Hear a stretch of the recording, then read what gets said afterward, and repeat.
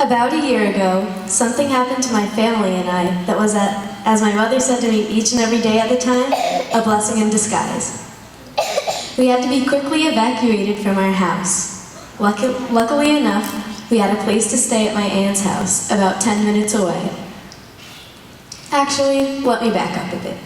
I remember almost everything about this frightening situation. It was July 14th, 2014. And my cousins had just left for my family's annual 4th of July week reunion, which my aunt has held at her house for more than a decade. My parents and siblings and I were at our house and had gotten a bowl of ice cream. We went to the recreation room to watch TV. I was sitting on the red, yellow, and blue striped couch, which is no longer in my house. Yeah, it's a weird combination of colors and all. And because of what happened next, I remember the patterns and colors of that couch distinctly. My family and I were watching one of our favorite shows, America's Funniest Home Videos. I recall it being about a boy who had ice cream all over his face, which is a coincidence because my family and I were doing the same thing, eating ice cream. My younger brother, who was 4, had chocolate ice cream smeared all around his mouth, and it somehow ended up on his forehead.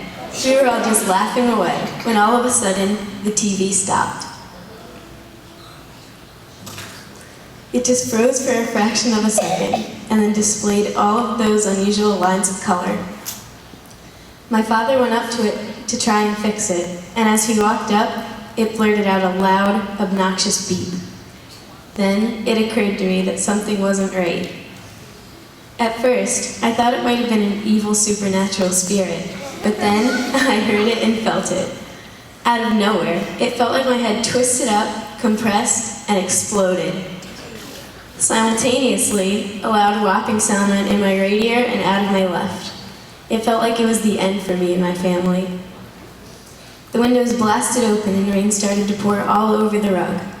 I remember my reaction was jumping over the couch, crouching into a ball, and covering my head. I was screaming and crying hysterically. My siblings just stood there in shock. There was no warning whatsoever of a tornado or hurricane, which is what we thought it was at the time. I remember telling my brother and sister to get down and cover their heads as well.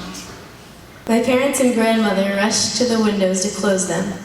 The weird thing was that the windows didn't break, they just popped out. As my mother and father kept trying to fix them, my grandmother rushed my brother, my sister, and I to the stairs. We only have a crawl space in our house and could not go there because it was filled with sewage due to an incident a few days before. So we sat on the stairs, crying and calling for our parents. Looking up for a second, I saw the ceiling starting to drip. I screamed for my dad. Maybe it was my blood-curdling scream, or maybe it was because he was in absolute panic mode, but he thought one of us was injured. My grandma scolded me softly as my dad ran up to the stairs to our side. "Are you okay?" he asked loudly while grabbing my arms. "It's just that the ceiling's dripping," I replied, still sobbing.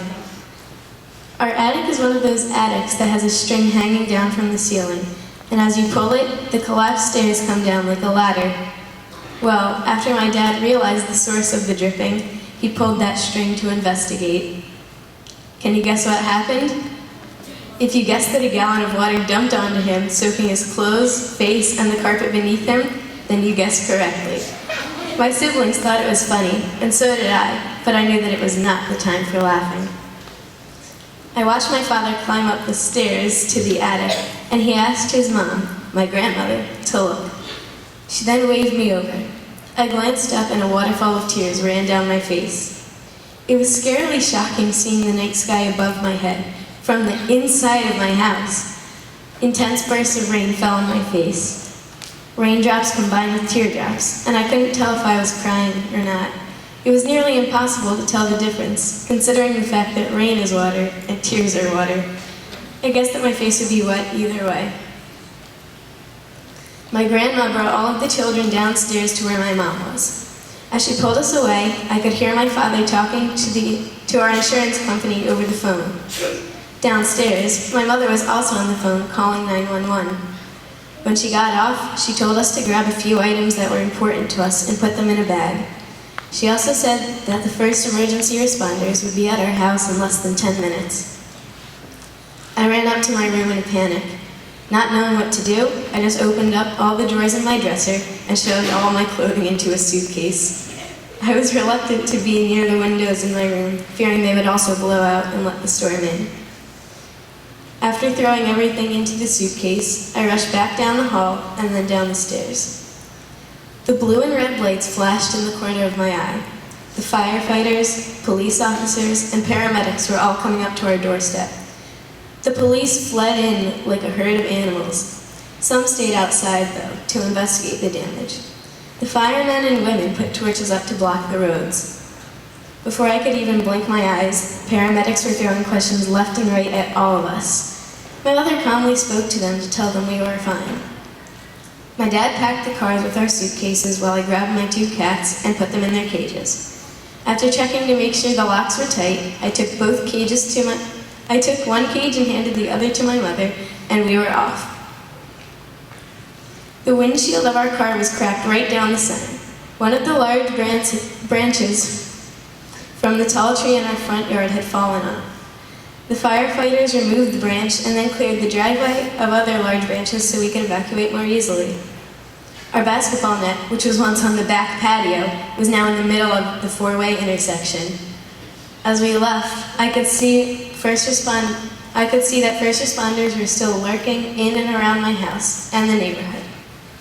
My father's car, that held the rest of the family, including the other cat and some more luggage, was behind us. Because of all the blocked roads and traffic, the 8-minute drive turned into a 30-minute one. As my mom moved the steering wheel towards the right to pull over in front of my aunt's house, a rush of realization flooded into my head. My house may not ever be livable again. Everyone was safe and at my aunt's house, though, and that was all that mattered.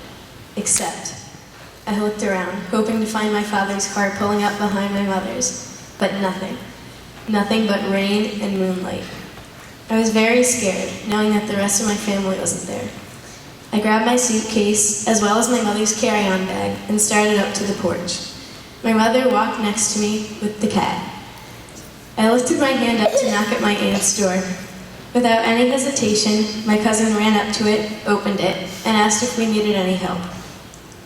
The same reaction also came from my other family members, my other cousin, my aunt, and my uncle. My cousin grabbed the 2 bags out of my hands and carried them to his room, where my mother and I would soon be staying. My uncle grabbed the cage where my cat meowed obnoxiously in a scared, high-pitched meow and brought her to the basement. My aunt, my father's sister, froze for a second. She then asked where the rest of the family was. My mother said they were on their way, even though she had no clue where they could have been. Luckily, they arrived only a few minutes later. When they got there, a repetition of prior events began, the luggage being carried to its designated location, the hugs and kisses, and so on. That's just when everyone started to cry in a thankful, collective sigh. We all just hugged each other for the longest time. Then, we all put our pajamas on and went to sleep. Well, we tried to go to sleep, but that didn't go so well. My mother and my father's phones blew up with text messages and phone calls. Many news trucks are here and would like to interview you, they said. Even in a darkness, lit only by torch, moon, and red and blue flashes, our house stood torn apart. It was hard to look away from the damage to our home that was once perfect. People wanted to know what had happened. My parents returned to our neighborhood for the interviews. My family members gathered around the TV, waiting to see it. My aunt brought cups and a pitcher of water, along with fresh fruit to snack on while we waited. We helped ourselves, continuously switching back and forth through news channels, trying to find our parents. Finally, we landed on ABC News, and there we saw our house and parents and many other neighbors standing. Rich, my next-door neighbor, was questioned first. After his brief explanation, my father stepped up to where the reporter was standing and answered all of her questions. After he was finished speaking, we turned the channel again, and my father was being interviewed on the next news channel as well. After an hour or so, my parents finally came back. This time, we actually fell asleep. I honestly don't remember closing my eyes that night, though. I just prayed that everything would be back to normal soon. All of us had to wake up early the next morning. My parents had interviews and had to meet with the insurance company. I had field hockey camp.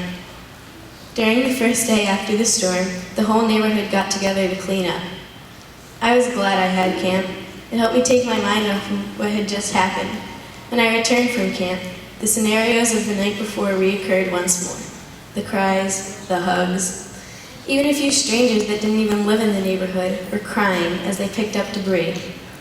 I helped with my friends for a few hours. Then it was pool time. All of my neighborhood friends were in the pool. Even though there were branches that crossed from one side of the pool to the other, sticks, twigs, leaves, bugs, and shingles floating around in it, we still found a way to have fun. Because hey, we're kids. We ran between my best friend's pool and my next door neighbor's pool. That was pretty much what happened for the next week or so. Cleaning, then swimming. I still had to go to field hockey camp for the whole week too. My family moved into the first hotel for the next few days. My grandmother had to fly back to her home in Florida.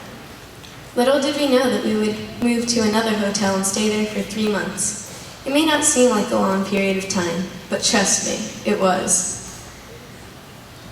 Our cats were not allowed to stay in either of the hotels, so they had to stay at my aunt's house for that time. This is when Mrs. Strain came to the rescue. Her son was trying to sell his condo, yet she let us rent it for the last 2 months that we were out of our house. Then we moved back into our real house in December, almost 6 months after the storm. You're probably wondering what this little tornado thingy was, right? It's called a microburst, and my house was in the middle of it. That is why we had the most damage. The exact definition of a microburst is an intense, localized downdraft of air that spreads on the ground, causing rapid changes in wind, direction, and speed. They are rare in a sense that tornadoes are rare. So where we live, I guess you could say that they are extremely uncommon. During this experience, I realized, yeah, a house is good, but a home is not a house. Home is where the heart is. Friends, family, and endless support and love. I learned to be brave, to not take the small things in life for granted, like being able to eat breakfast in your pajamas. And I learned that family, not basketball nets or car windshields, is the most important thing in life. Thank you.